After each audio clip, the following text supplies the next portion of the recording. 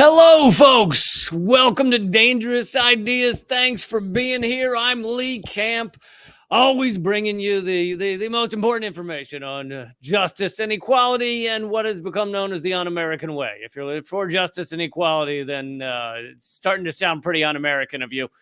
Hope you're all doing well out there. Please click thumbs up, click share, all those good things. I'm very excited to have a special guest on the show today. I have interviewed Jill Stein many times, but this will be my first interview with her vice presidential candidate, Professor Butch Ware.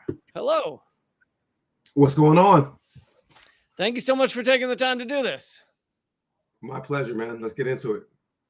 Yeah, I hope you're doing well in this fight. People have been very excited to see the things you've been saying. I think the Jill Stein train is gaining a lot of speed. Clips have gone viral recently of you and Jill on the Breakfast Club, particularly explaining how the two parasite parties both end in fascism. I was wondering if you could talk a little about that again, because I imagine there are plenty that haven't also seen that clip. But on top of that, and it goes with it, what is your response to people who say anybody who doesn't vote for Trump or Harris, and especially people who are running against Trump and Harris, are spoilers? Yeah. So first thing, I guess, to keep it simple and brief, whether you vote Team Blue or Team Red, militarized fascism wins. These are, two parties that are wholly owned subsidiaries of AIPAC and Raytheon and Lockheed Martin and Boeing, right? Something like 60% of the U.S. defense budget goes to 5 corporations. And basically, that is money that is taken out of the taxpayers' pockets and handed directly over to these corporations after being laundered through foreign imperialist genocidal wars. And the reality is that the Democrat Party, the blue team, Kamala Harris specifically, for her entire political career has really been to the right of Donald Trump, right? I mean, like, this is a person who, let's be blunt about this, Trump was a Democrat for significant portions of his, his political life. Kamala Harris, has been, I guess what they say, rhino, Republican in name only, right? Well, what do you call it when someone is a Republican without the name? What animal is that? Because that's what Kamala is. Republican in everything except the name. It doesn't roll off the tongue in the same way, but that's exactly what she is and has always been. So this is essentially, a corporate party. And if anything, Team Blue is actually speeding us towards World War III more quickly than Team Red is, because there is an isolationist element to Team Red that is not present amongst the kind of, full-throated Hillary Clinton style NATO imperialist warmongers that are running Team Blue. So there's this kind of external face, whether you're Team Blue or Team Red, that is fully beholden to the war machine and also to AIPAC. Then there's this internal face, which is fascist. And of course, the internal face of imperialism abroad is always fascism at home. And it's been, democratic cities, democratic governors that have been sending, cops to, college campuses. I speak on college campuses. I teach on the college campus, spent time at the encampment at UCSB, streamed live troops coming in riot gear to remove the UCSB encampment. So that's been, all Democrats, right? Team Blue has fully owned this fascist takeover of campuses. They've been responsible for the silencing of political speech on campus, not just from students, but getting university presidents fired and so forth. And they're also responsible for the massive explosion of these cop cities all over the country as well. In a Democrat-controlled city like Atlanta, of course, also a similar one under construction in Queens. There's almost no state in the union now that doesn't have one of these either, up and running or under construction. So militarized fascism, purple fascists, Team Blue and Team Red are the same team. There's just essentially a factional control struggle between different identity groups. Basically, the Christian nationalists with Team Red and certain identity groups with Team Blue are struggling for control over this, this political machine that is shared. With respect to your second question, listen, you are throwing your vote away if you vote for either team blue or team red in this current environment, right? One of the things that the Green Party stood for years is abolishing the Electoral College. But in this broken system that we have now, if you play by these political rules, there's only really like 4 states in the union where your vote matters at all. Otherwise, they're solidly blue and solidly red places. And sometimes it's just a few districts in those states. Yeah. Right. So when people say, oh, you're throwing your vote away if you vote green, like literally it's exactly the opposite of that. And that just shows you, right, the media propaganda environment where you've got Fox News carrying water for team red, MSNBC carrying water for team blue, CNN carrying water for 1% as a whole. And they convinced people that, oh, you have to do this. You have to vote for these 2 teams like it's a football game. You know, you're either team blue or team red. And the reality is that you're throwing your vote away in either case. You know, in 95% of the voting districts, you can make a much more profound statement and a much more profound impact on the future of American politics by getting the Green Party, you know, over the 5% threshold, which, by the way, we're already polling at 5% in a lot of places in the country, right? That will get us $10 million in federal funding to run the next election, that will ensure ballot access so that the Democrats can't be trying to sue to take us off the ballots like they've been, you know, doing in so many states. So the reality is that you can actually create a viable third-party alternative by voting green. It's the only way that your vote is not, in point of fact, wasted. Well said. I want to dig into one of the biggest issue, if not the biggest issue, that I think people are going to be voting on in this coming election, which is the genocide in Gaza. It's for understandable reason. Is it on the top of everyone's mind? It is a U.S.-backed genocide with shipments going there every 36 hours of missiles and bombs to rain down on children. If you could just talk a little about that. Someone in the chat wanted to know, you know, what can we do? What can you do to even begin to stop this thing that just keeps rolling on? And of course, now we've seen this amping up with the terrorist attack in Lebanon of all the pagers exploding. Yeah, if you could talk for a bit about that. Yeah, I mean, so I like the way that you set up the topic, right? Because everybody, so the fascist neoliberal media wants to make this a Netanyahu thing, right? Yeah. And not an Israel thing. It's a Netanyahu thing. It's the extreme right. And then you have, you know, like progressives that want to make it, you know, an Israel thing. Where the truth of the matter is that radicals and revolutionaries understand that this is a wholly owned American genocide, right?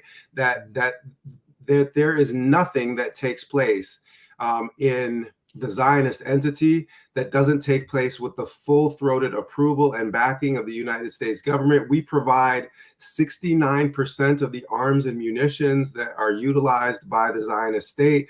30% provided by Germany, 1% for the rest of the world. Okay. So, and we know that, you know, Ronald Reagan has made a phone call in the past, that Eisenhower's made a phone call in the past where they called over and said, cut the bull. And that was the end of it, which means that, as Jill Stein has said, first day in office, she ends the genocide, because any American president can do that, which means that Kamala Harris and Joe Biden right now could end the genocide, which means that right now they are running the genocide. They own it. It is their genocide. It belongs fully to them. Now, with respect to what one can do, this takes us back to the previous point, right? So let's just say that we don't land that Muhammad Ali knockout punch, you know, and get the presidency. And let's say we don't just fall to that 5%, minimum threshold, but let's just say we keep this momentum going and are polling at 7 and 10% across the nation. And then maybe some of the other third party groups start to see that strength and start to engage in some horse trading, so that they're going to, you know, maybe let's say that Cornel West Party and that the PSL, you know, tell their folks, yes, listen, vote PSL all down the ballot. But at the top of the ticket, reinforce, you know, the strength of green so that we can have a more robust third-party movement. Let's say now we're hitting something like 10, 12%. Well, we now are the kingmakers, because neither party will actually be able to achieve a majority under those circumstances. And before it gets sent to the House of Representatives, we can choose what to do with our delegates. So that makes the Green Party kingmakers, correct? It means that listen, you guys are so worried about Trump, Team Blue. Tell you what, how about you guys start and make that phone call today and let us have that arms embargo. How about let's get 3 new Supreme Court, this is just me spitballing, right? How about 3 new Supreme Court justices today? And then we'll talk about what we want to do with our delegates. Yeah. Do you see how all of a sudden the environment in which American politics unfolds dramatically changes between now and November 6th? And by the way, that's why these people have been coming at us with AOC Pelosi and Kunta Keith Ellison and George Takei and all of the other, the plantation staff, the House Negroes that come and say, we sick, boss. Like, what do we have to do, to try to get these, people back on the plantation? That's why, because they know what I know. They listen. As soon as I got on the campaign, I looked at the polling numbers. I was like, wait a minute. They went from 65% of the Muslim vote in the swing states of Michigan, Georgia, and Pennsylvania in 2020 to 12% polling right now. They're dead. The Dems cannot win the election. And if I know that, they definitely know that, right? So we have them, on the ropes, and that's why they're coming at us with attacks. And they're going to try to say that a vote for us is a vote for Trump. But the reality is a vote for us is a vote for democracy. It's a vote for leverage in the system, and it's a vote against genocide. Beautiful. Love your passion. Love your effort. And I know I don't have you for long, so I'll make this the last question. I have often talked about the fact, and I've talked to Jill about this as well, that it is not just about the election. It is about creating something larger. And often that has to do with ideas. And, you look at Medicare for all, that idea coming from the Green Party, and you look at abolishing student loan debt, that basically came from the Green Party. What is it, if it, at the end of the day, if it's about an idea, what is it you'd like to see carry on after this election? I mean, this is, okay, there's 2 ways of looking at this, right? and Dr. Jill, makes this case eloquently, and I agree with it, that you can win the issue without winning the race. Having said that, I really don't want to talk about winning issues until we're counted out of the race. I actually believe that it is impolitic and a sign of weakness to run as though you're not going to win. I was raised in a Black Muslim tradition, of not just Malcolm X, but of Muhammad Ali. And Ali didn't get in the ring with Sonny Liston to play spoiler or to win the issue. He got in the ring to knock that sucker out. Did he not? So if you just look at the way that the media environment has changed and the polling environment has changed just in the 3 weeks since I've been on the campaign, I feel like we've gone from a 1 in 10,000 long shot to a 1 in 1,000 long shot to maybe a 1 in 100 long shot. And if they ever let me on a debate stage with those vice presidential candidates, or if they ever let Dr. Jill on stage with a domestic terrorist on one hand and a war criminal on the other, then it's an even money race. So yes, in the past, the Green Party has like all of the policies that you think that you like the Democrats for, but that they never actually deliver on, Green New Deal, Medicare for all those things, those are all Green Party initiatives. And frankly, I am sick and tired of them stealing our ideas, not delivering them to the American people, repackaging them like, no, let's have the people that are actually about it, institute those policies. And in order to do that, we have to grow power. And so everybody that's on this Zoom needs to, everybody that's on this, that's listening to this podcast right now, that's viewing this, they need to go, to Jill Stein's website, go to bit.ly/Stein Ware. 2024, you can donate, you can volunteer. We are building power. And we've literally got a network of hundreds of volunteers across the country that are throwing their lot in with this fight. Thank you so much. Again, love the passion, and keep at it, keep fighting. And Dr. Professor Butch Ware, thanks again. My pleasure. Y'all take care. All right, that was excellent. That was a pleasure to talk to him. It's been it's been a while. It's been a little while since I've talked to Jill Stein on here, but I have never spoken to him, and that I think he is as many have said, a breath of fresh air into all of this garbage heap that is the electoral race that for some odd reason in this goddamn country lasts for roughly 3 years. But let's get to some of the news, some of the issues that some of them I mentioned with him, some of them I did not. But let's get into all of that. Please click thumbs up, click share, and yeah, make sure you subscribe to both rumble.com/LeeCamp and youtube.com/Moment of Clarity. And let's keep it going. So this is kind of just an update on this terrorist attack, and I do use the term terrorist attack that Israel has perpetrated on Lebanon. The number of dead, according to Democracy Now!, is now 37. That was 12, most people were saying, and now we're up to 37 dead, which it doesn't surprise me those numbers are growing because the type of injuries that these explosions were causing, it does seem like many people may die over the following days rather than just immediately. Thank you, Penny Arcos over on Rumble, for the donation, for supporting the show. So 37 dead, 3,400 injured in this wave of explosions. That is, like, I can't stress this enough. Some people understand this. Some people don't seem to understand this, that this is a new step in warfare. To take a common commodity like pagers, a common thing that you buy at the store, and just blow them up in a mass scale across a population is a new level of I don't know about a new level of horrific, compared to the genocide in Gaza, but it's a new level of warfare that we have not seen before. And you would think the capitalists, the people that really love the free markets, would be up in arms about this, because this says, don't buy these things that could blow up on your person at any moment. But no, most of them, of course, are not standing up against any of this. But more devices, by the way, exploded after the first wave. There was another wave of like walkie-talkies and things the following day. But in case you need this, I'm one of the millions of anti-Zionist Jews around the world, Jewish by birth, atheist by choice, but for myself, not for the other millions. But anyway, this is from Jewish Voice for Peace, and they always are doing excellent work. And I just wanted to read this quick part from their statement. This is, again, Jews across America mostly, but I suppose there's plenty of them with Jewish Voice for Peace that support JVP outside of the United States. But they say there's a word for this: terrorism.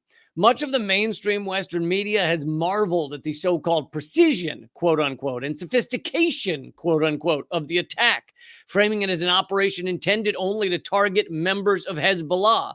This is patently false, as numerous civilians have been injured and killed.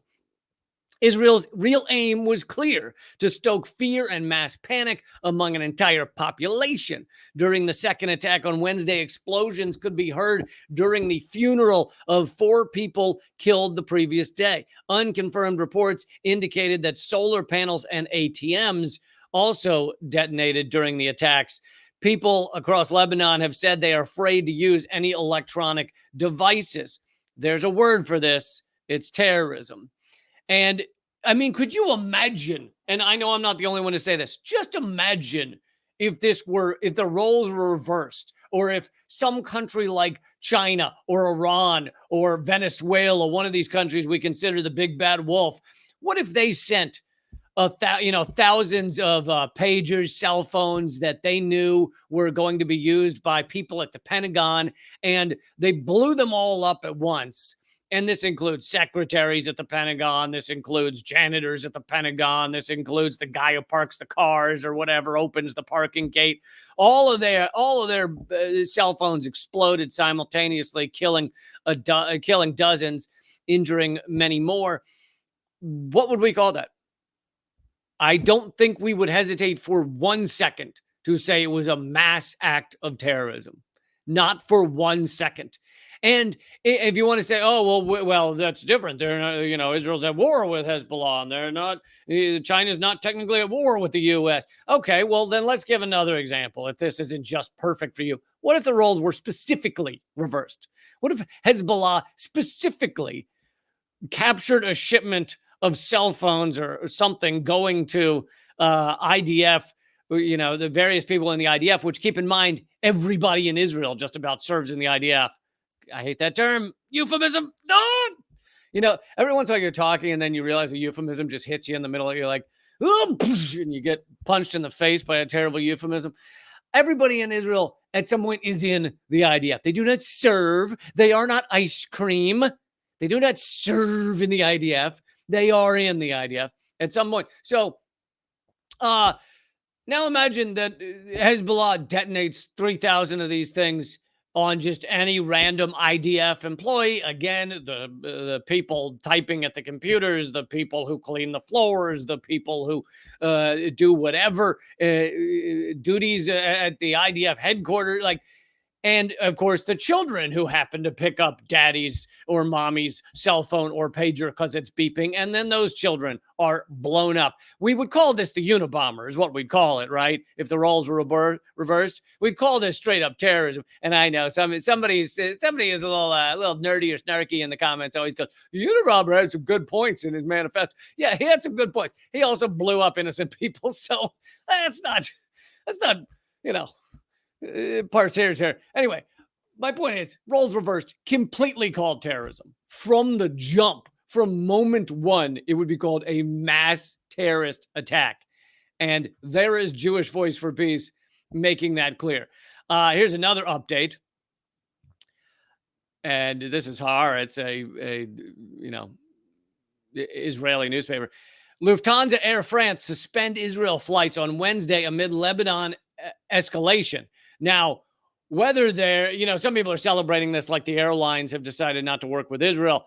I don't know that that's the case. I think they may fear that their flights could be blown out of the air by an accidental pager explosion. Or a walkie-talkie explosion or something. So this may have more to do with them just realizing it's unsafe for them to be flying into Israel rather than this have to do with just them taking a moral stance on Israel committing genocide. Thank you, Teresa, for the donation. Yes, solidarity. Goddamn right.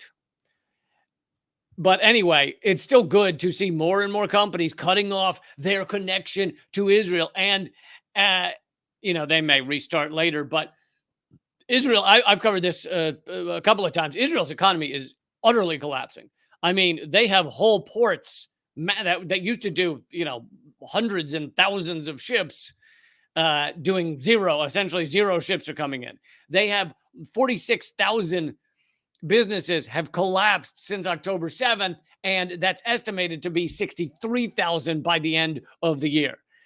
Their economy is collapsing. And to me, that could be the one thing that actually stops this is if they realize they can economically no longer continue. Of course, the other thing that could stop it is the U.S. to stop backing genocide. I don't know. There's an idea. So I want to read you some of the statement from the head of Hezbollah. And,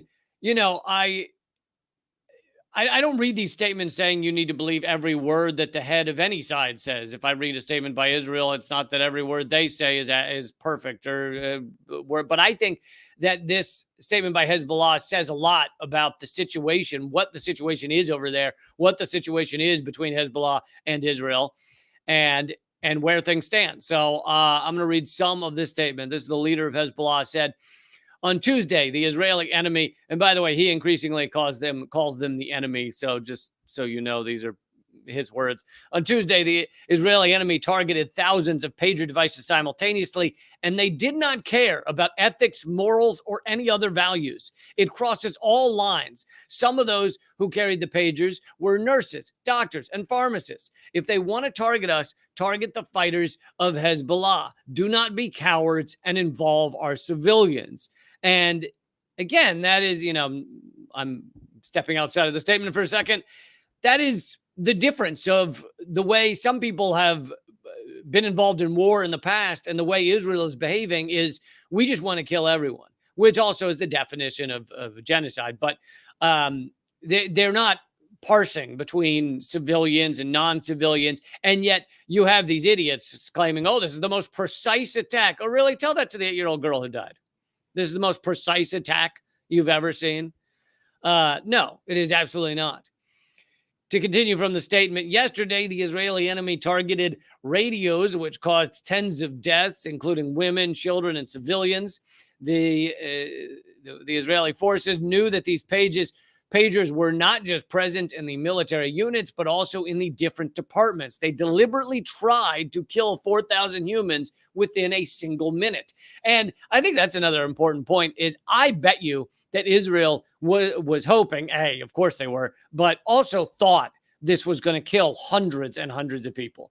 I don't think and it now seems likely that they inserted some small amount of explosive into the pagers. I imagine a pager doesn't have a lot of room for explosives in there. So they inserted some small amount of explosive that would then detonate upon being heated up. That seems to be what most people are saying because they captured the shipment before it got to Lebanon. Anyway, I think they thought this was going to kill hundreds, if not thousands. And it ended up killing, 37 or something. But I don't think that they thought this was just going to injure most of these people. I think they absolutely were hoping this would take hundreds, if not thousands of lives. To continue from the statement, altogether, combining Tuesday and Wednesday, Israel tried to kill 5,000 people. This act was a terrorist act, a massacre. This action can be considered an act of war. There is no doubt that we were subject to a big strike, both in terms of security and humanitarian, and this level of aggression was unprecedented in the history of Lebanon. And this next part is kind of important in terms of where this war is headed. Is Hezbollah going to back down now?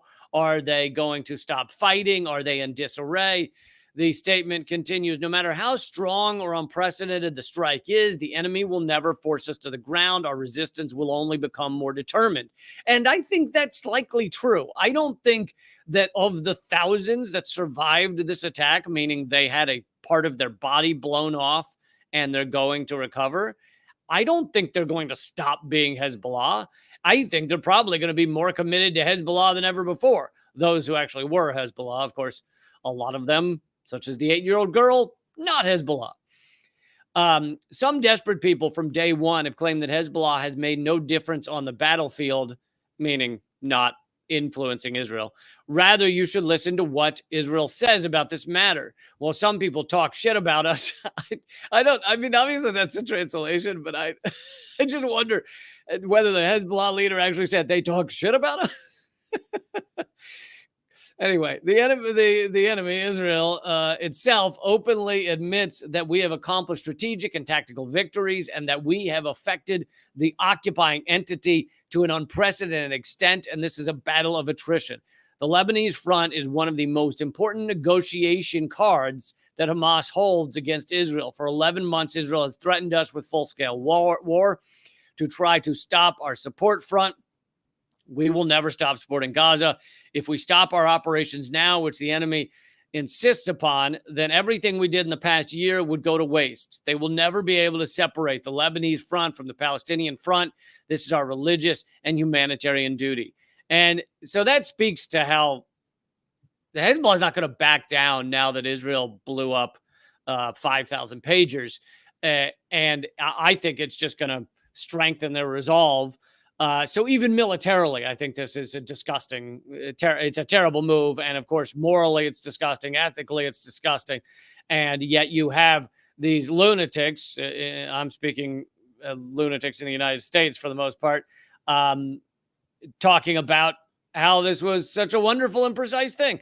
And by the way, this is a fair point. David Miller wrote, anyone who defends this terrorist attack in Lebanon has outed themselves as an intelligence asset for a hostile state and should be dealt with as such, meaning you should know that he doesn't mean like attack them or anything. He just means you should know what they're reporting that these are intelligence or something akin to intelligence. He says, if you want to know who is an intelligence asset, just look at the unmistakable signature of the almost identical language used by the assets, the quote unquote precision, quote unquote accurate, quote unquote targeted, quote unquote strikes. And he gives some examples of these people who should be considered intelligence. He says Zionist asset at the Daily Wire, Jeremy Boring. Now, I can't imagine ever reading the Daily Wire, but I can't imagine reading any of this shit. So New York Times so-called journalist David French used much similar terminology. David Frum, big surprise there, the former George W. Bush speechwriter. Congressman Brad Sherman used the same language. And this is a lot of language that seems to be coming out, put out as like a PR campaign. Oh, no, this was a precision attack, a precise attack. Great job. No, this is a war crime. It's a terrorist action, and that's how it should be defined. Afshin Ratanzi, who I've had on this show, the host of Going Underground, says, under the rules-based order, because, the United States always says we want this international rules-based order that we're going to have. That's one of the big talking points of your U.S. PR goons. They say we want a rules-based order in the world. And so under this rules-based order, you can infiltrate supply chains and turn thousands of communication devices into weapons.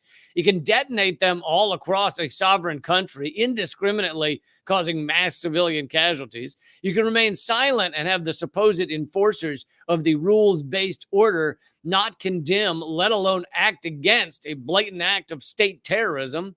Israel's actions in Lebanon once again expose the rules-based order as simply rules for thee, not for me. And I think that's absolutely true as to the hypocrisy of the United States. Okay, so big news, more big news. This is actually some good news. Time for the good news that actually makes you capable to make it through this whole hour of often awful news.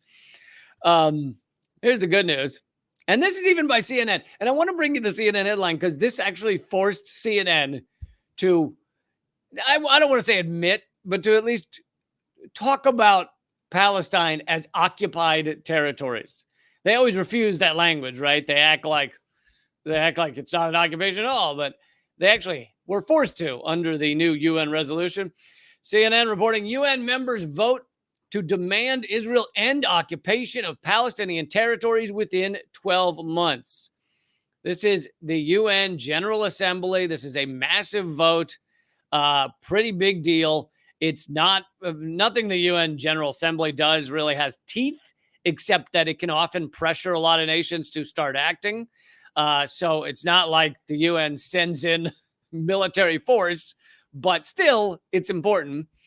United Nations members voted overwhelmingly on Wednesday to demand Israel end its occupation of Palestinian territories within 12 months. So there you have it. CNN used the term occupation, which means they don't own the Palestinian territories.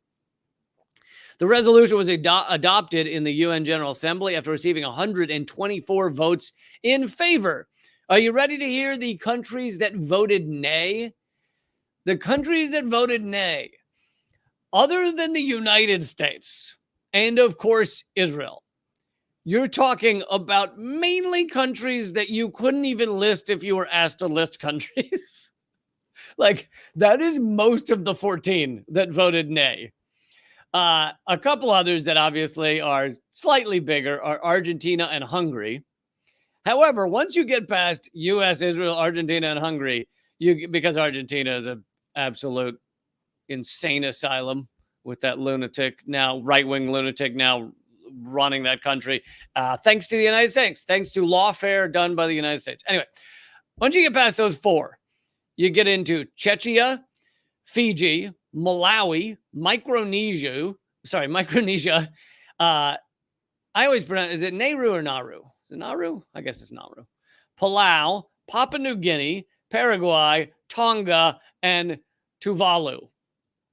Those are the 14. Those are the, other than four countries, it is countries that, I don't think I could list if you said list countries. It is such a nothing list. I mean, the whole world, basically, except the United States, is either voting yes, that Israel should get the hell out of the occupied territories, or voting to abstain. Now, some of the abstentions are upsetting, such as India voting to abstain rather than voting that Israel should get the hell out. But of course, that's because India also has a right-wing government. The vote comes after the UN's top court, the International Court of Justice, the ICJ, said in July that Israel's presence in the West Bank and in East Jerusalem is illegal under international law, and called on Israel to end its decades-long occupation of territories claimed by Palestinians for a future state. In its advisory opinion, the ICJ said Israel should end its occupation as rapidly as possible. The UN's resolution gives a 12-month timeline. So this is big news that the UN had this vote. Palestinian members are calling this a turning point. That the UN General Assembly has now voted Israel needs to get out of the occupied territories. And obviously the ICJ has also said that Israel is committing genocide. These are big steps, even if it is infuriating that they're not like, silver bullet steps where it's just over, where there's just no more genocide. Moving on, although I suppose it has some threads that are connecting it, but Angela Davis, the once radical Angela Davis, has endorsed Kamala Harris, which has infuriated a lot of people. The 80-year-old Davis, who was formerly a Black Panther and member of the Communist Party, has disappointed her former supporters who see her move as a stain on her legacy.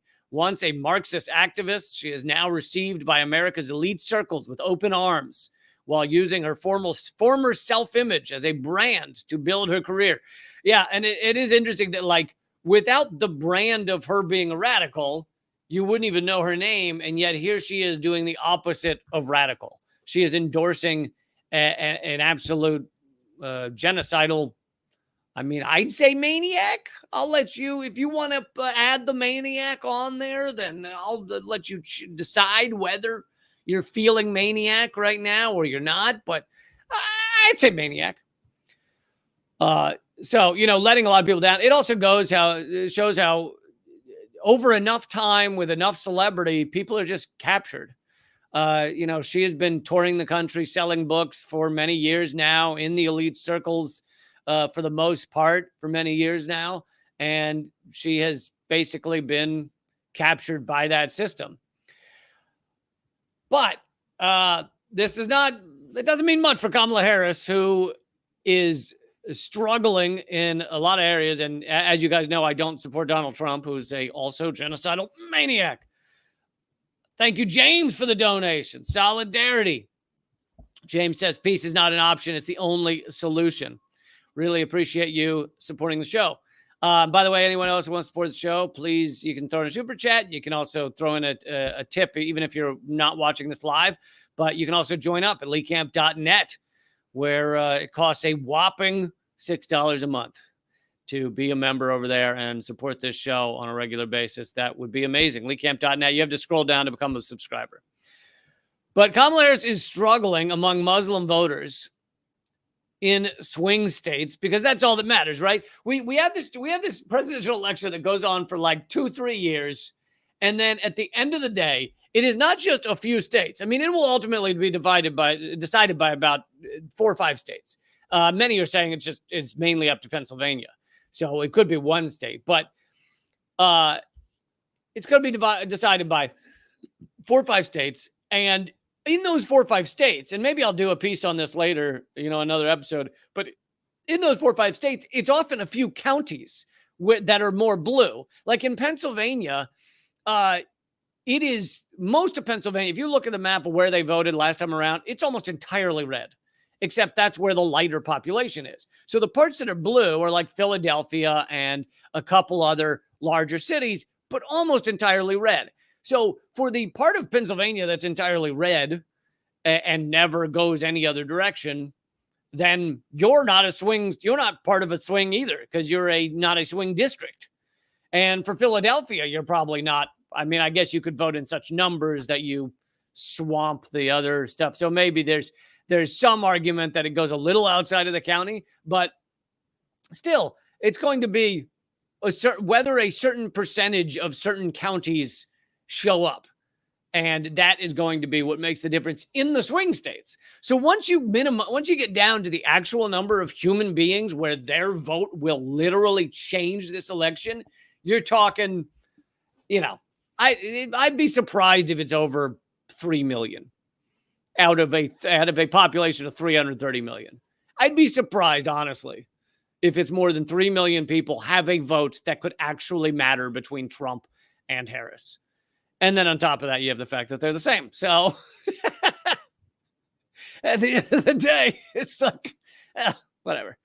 Okay, so Kamala Harris refused to meet with the uncommitted group. You remember this big uncommitted campaign during the primaries, and uncommitted actually had some big influence in Minnesota, in Wisconsin, I think in Michigan.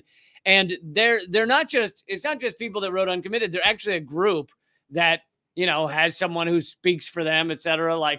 I was a little confused by this headline because it was like Kamala Harris refused to meet with uncommitted. And I was like, wait, is uncommitted a dude? Is there a dude with the name uncommitted? They have a group, and they get together and they have meetings, and I assume they all wear the same outfit, much like a cult, like Heaven's Gate. I assume same tennis shoes. I'm kidding. But yes, they do have a group, and they've asked her to meet with them in order to possibly endorse her. I didn't even know they were considering endorsing her. It is mainly made up of Muslim Americans who say they cannot vote for her unless she stands up against this genocide to some level. The uncommitted movement announced Thursday that it would not endorse Vice President Kamala Harris as the Democratic candidate. Harris is unwilling, this is a quote from them, Harris's unwillingness to shift on unconditional weapons policy or to even make a clear campaign statement in support of upholding existing U.S. and international human rights law has made it impossible for us to endorse her. The group said at a press conference the move came after Harris refused to even meet with uncommitted. The guy named Uncommitted. She refused to even meet with them. Not even like a pretend meeting. You know how many pretend meetings she has? She has like an endless number of meetings where she pretends to listen to people and then doesn't. That is most of her day. And yet she wouldn't even meet with them. Uncommitted leaders and other observers were initially optimistic that Harris's nomination would lead to a policy shift on Gaza, even if they were sober about Harris's strong pro-Israel record. But there's not going to be any policy shift. She's basically arguing that she wants this genocide more than Donald Trump does. That was their big debate. There was a big sticking point during the debate was, I want the genocide more. No, I want it more. And there was some of that. And as I brought to you the other day, Muslim Americans are moving towards Jill Stein in this election. Arab American and Muslim voters angry at U.S. support for Israel's genocide. Let's see, where are the numbers? 40% of Muslim voters backed Green Party Stein, that's in Michigan. In the latest poll, Republican candidate Donald Trump got 18%. Harris got 12%.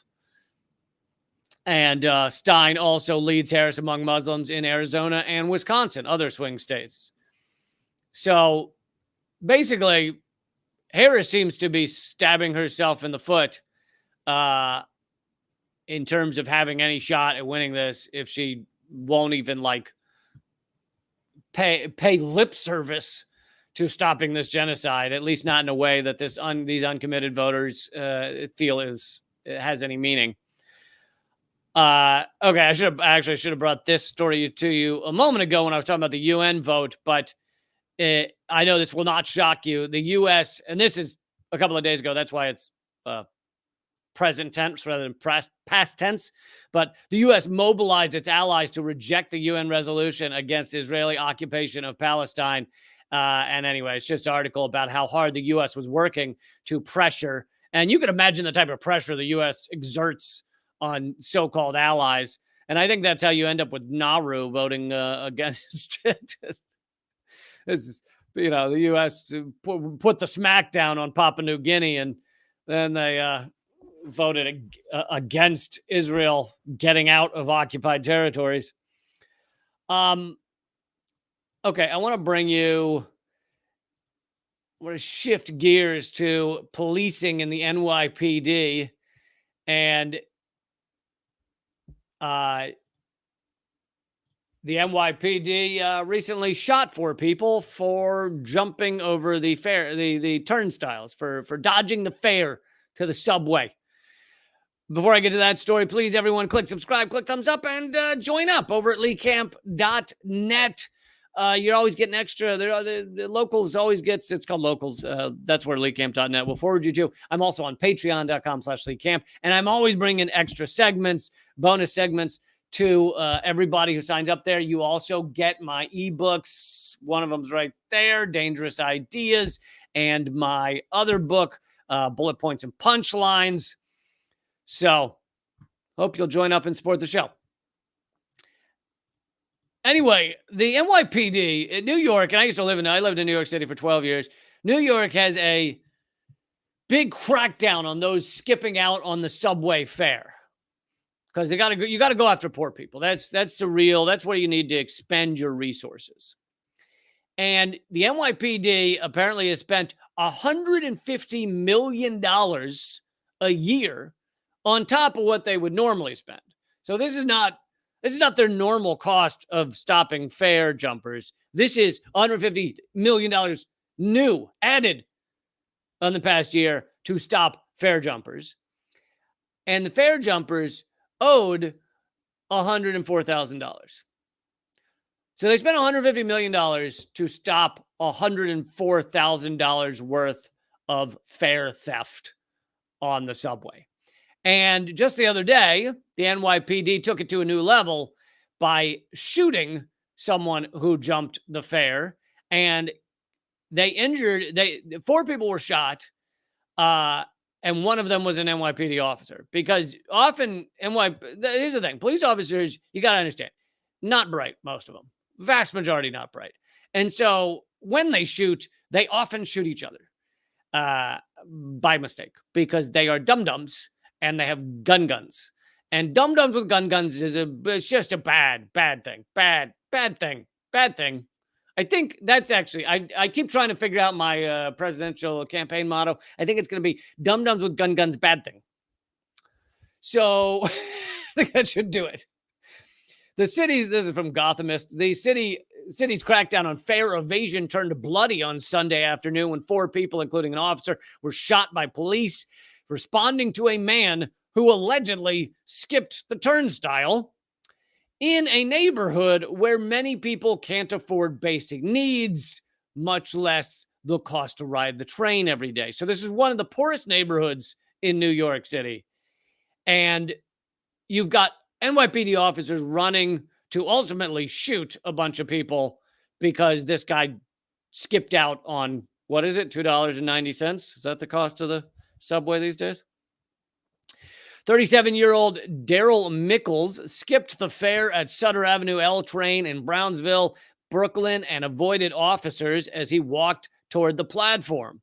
NYPD officials said he threatened the officers, which obviously, if someone says walks by a police officer and they say come back here, and you say, hey, go fuck yourself, man, go fuck it, you do that, then they should be entitled to kill you or tase you, which is what they did. They tased him, which, by the way, tasers can kill people, and they kill many people each year. So when you choose to tase someone, you're choosing, I might murder him.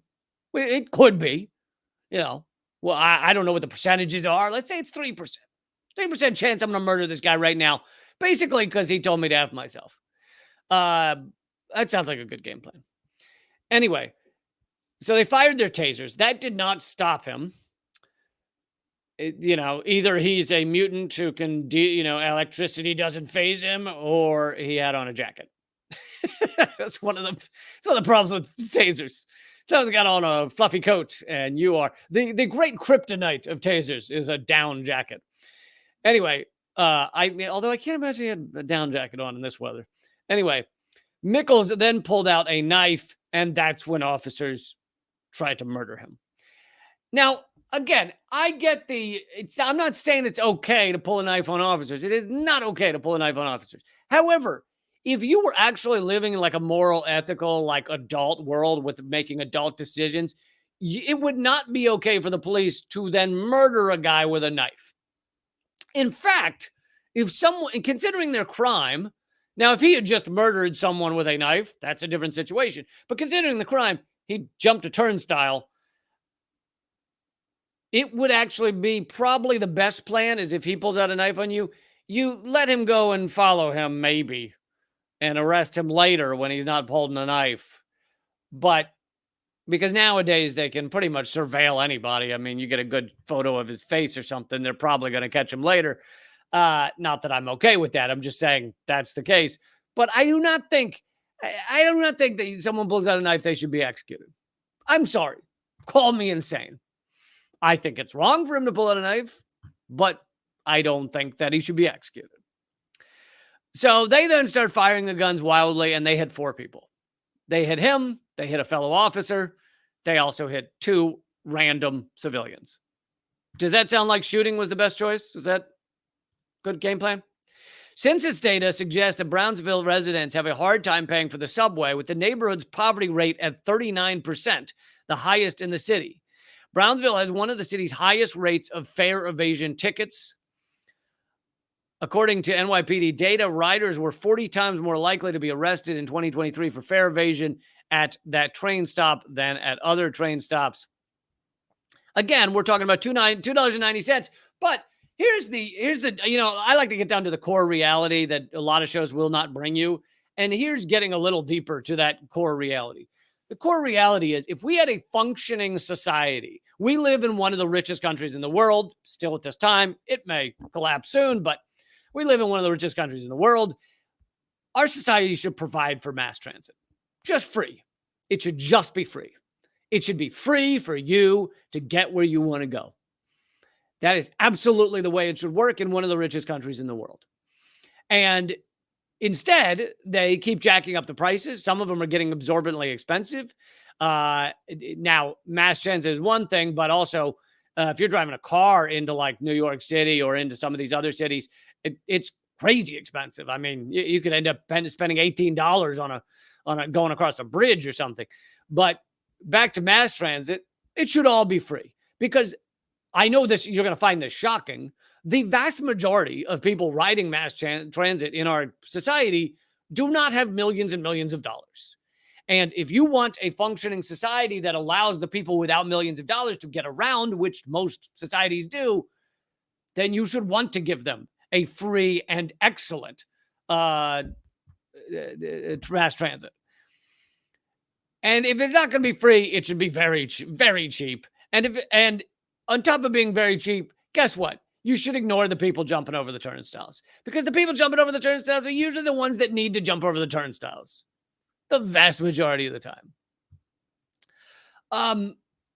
Anyway, that's getting down to the kind of the deeper reality. Then you stack onto, so you got this kind of surface reality of like a good functioning society would have free mass transit. And then you stack on that the fact that we have militarized police. And then you stack on that the absolute brain parasite that your average American has, that people who are poor should like suffer for being poor and should just like suffer in this society as much as possible.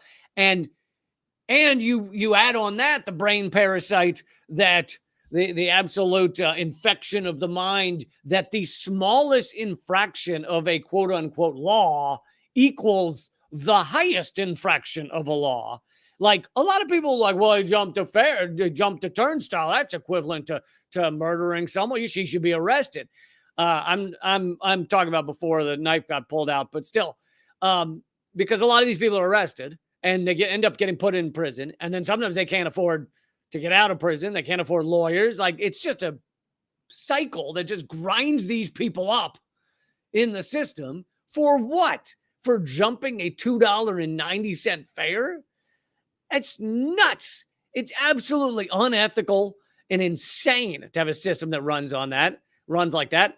But like I said, this is a bunch of like brain parasites stacked on top of each other. The militarized police, the idea that every law is equivalent and therefore we should be able to shoot someone if they jump a turnstile. You add these brain parasites on and you get people acting completely delusionally. You especially get police acting delusionally. And just talking about these things is rare, like the deeper levels. Instead, we all operate on this surface level of just like, those cops shouldn't have shot that guy. I'll tell you what, they shouldn't have shot that guy. Or perhaps you have a lot of Americans going, those cops had no choice but to shoot that guy. You got to shoot that guy. Even if you shoot 4 other people while you're shooting that guy, you got to shoot that guy. It's just idiocy. And like I said, they spent $150 million. This is coming from Scott Hetchinger. The NYT spent $100 million extra this year to stop people skipping subway fares. Those people owed $104,000. So $150 million to stop $140,000 of theft. That $150 million, if they instead had spent it on giving free subway rides to New York City's poor people, they could have given out 95,000 rides to poor New Yorkers. If they had just spent that $150 million instead on giving rides to poor people. I like to highlight protesters when I'm talking about various issues, because protesters are the best thing going in this country. And here is one group I would like to highlight while we're talking about cops. Down in Atlanta, you know that they're building a cop city, something like $100 million in it, Cop City, where they are bulldozing one of the only remaining forests in the city. And there were protests to stop it. And in those protests, the cops, yet again, murdered somebody. They murdered a person named Tortuguita, and they shot him something like, 50 or 60 times while he was sitting with his hands up. And that Cop City continues to go forward, despite the fact that, they got enough signatures on the petition to get it on the ballot. 100,000 signatures collected in a referendum to put Cop City on the ballot, right? Ballot initiatives, that's why I say voting does matter. It matters on things that are not the presidential election. So they got enough signatures to have, do you want Cop City on the ballot? And guess what the Atlanta City Council did? They ignored that, and they're not going to put it on the ballot. And here's the protest against that, where protesters brought thousands of ping pong balls to the city council in order to throw at them and say they've dropped the ball.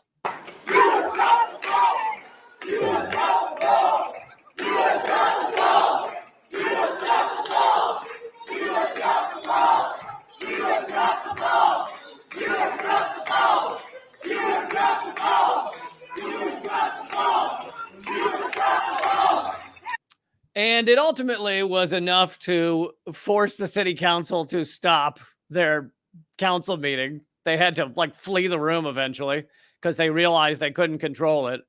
Thousands of ping pong balls were thrown into the proceedings.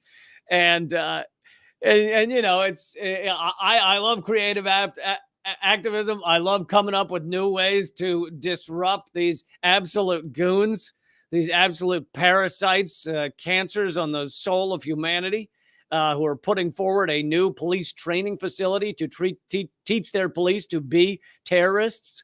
And I love creative activism. I love changing things up. And here they are. And, they had to, in order to have a reason to throw ping pong balls, they had to couch it in "you have dropped the ball." But of course, it's not dropping the ball, really. It's them being absolute fucking vipers. These people are shit stains. So they didn't accidentally not put Cop City on the ballot. They did it as a form of corruption. This is corruption. If you have a policy that if you get over 100,000 signatures, then it's on the ballot, and the city council doesn't do it, it's just corruption. So I love creative activism. Another creative activism I just like to highlight sometimes. I did a whole piece on it a couple of years ago, but a friend of mine showed up at the, I believe it was Annapolis City Council. And again, it was a bill about policing. I can't remember what exactly it said, but he said it was, he gave his 2 cents that it was a turd of a bill, that this is a turd of a bill and you people should be ashamed. And then he quietly sat back down and dropped a like military grade stink bomb. and it smelled so rancid that the whole proceeding had to end, and they had to leave the room and like air it out for days. So I don't know if anybody, I'm not saying you should use him as an example. I'm not saying, whatever you do not use him as an example, and find more of these stink bombs or the ping pong example. Definitely do not do that either. Because creative activism is not the way to go at all, folks. One more police story before I bring a bonus segment. I'm going to bring a bonus segment to all you at Locals, all you who are members, about new revelations that new revelations that the Honduras government has been the victim of a U.S.-backed campaign to attack it, because it is a somewhat leftist government. And, you know, I know this would shock you that the U.S. would work to take down a leftist government, but now the revelations are coming out, and I'm going to bring that special segment to those of you who are at Locals. So if you're at Locals, hang in there. But I'm going to bring you one more. I'm going to bring all of you one more story, as long as we're on the topic of policing. Police agencies, and this is happening, I think, mostly in LA, in California, but basically, apparently, when they have a problematic cop in California, what they're doing is they're either getting the cop to claim he's injured, or the cops just know to do this, and they claim they're injured, and they then the county or whatever, or the state, writes something saying, oh, well, this police officer can't work, therefore they do not need to show up to work anymore, and they get their pension throughout the rest of their career or whatever.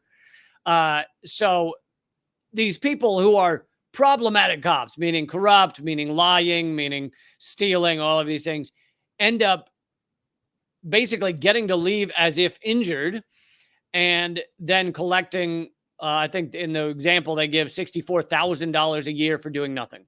So basically they're getting rewarded for being corrupt. The title of this San Francisco Chronicle article, if you want to read it, is Police Are Using Secret Deals to Hand Pensions to Troubled Officers. Millions of taxpayer dollars support the system. And they give the example, this example. In 2016, Internal Affairs investigated a Ventura, California Police Department investigation in Ventura, concluded that Corporal Josh Young had lied in a police report. The department demoted Young, who denied any wrongdoing, and informed him that dishonesty was a fireable offense. But before the department could hand down his discipline, Young went out on paid injury leave. He claimed his demotion was a campaign of harassment against him. And then he said that he was injured and traumatized. He was traumatized by being corrupt. I just can't. My corruption has me at home on the couch eating Haagen-Dazs all day. Please, I have been afflicted with corruption. Oh, Lord. And so he sent them that email, and he said, I just can't function any longer. The corruption has me depressed. It has me tired. It has me a little bit dizzy. And therefore, they say the disciplinary process was paralyzed because going through all of the paperwork and months or years to have it proven that he wasn't injured was too much. So instead, they offered him a deal. They made him an extraordinary offer, one that California police departments have extended to hundreds of other officers through a secret system of separation deals known as clean record agreements. To secure Young's retirement, Ventura not only agreed to hide every trace of his alleged misconduct, but go along with what it viewed as a bogus injury claim. The agency certified that Young, who's an ancient 35 years old and clearly needs retirement, 35, was too disabled to work as a police officer, and that means he's eligible to collect disability pension from the state of California. This isn't even coming just from Ventura. This is the state of California pays him $64,000 a year for his disability. His disability is corruption. This is so gross. Oh, the police are so gross. God, they're even gross when they're not working. Like, I'm sure this guy would be a fucking horrific police officer if he were still on the beat. But they're even gross when they're not working. Yeah, someone Underhill says this is fraud. Yeah, it's not just fraud by him. It's fraud by the entire police department. And your tax dollars in California go to pay this absolute asshole $64,000 a year to sit on his couch and say he's afflicted with the trauma of being corrupt. God damn it. God damn it. That is so fucked. Oh, he's just been taking, I caught the corruption when I was out late. I was out late with friends. I shouldn't have done that. And I just, we were sharing drinks. Shouldn't have done that either. And I caught the corruption, and now I can't work, and I just need to collect $64,000 a year. What can I do? Oh, by the way, where's the other part? Get this. So he's so disabled. He's struggling so much that he also now has a job as a deputy commissioner in New York City's correction system. So he gets paid $195,000 a year to, get this, reform Rikers Island, as in make Rikers Island not corrupt, as in fix the problems on Rikers Island because they've been corrupt and falsified reports and kept people in prison who shouldn't be in prison. He's there fixing that, collecting $195,000 a year, while he is also collecting $64,000 a year from California because he's so disabled from his corruption injury that he can't work in California. God damn it.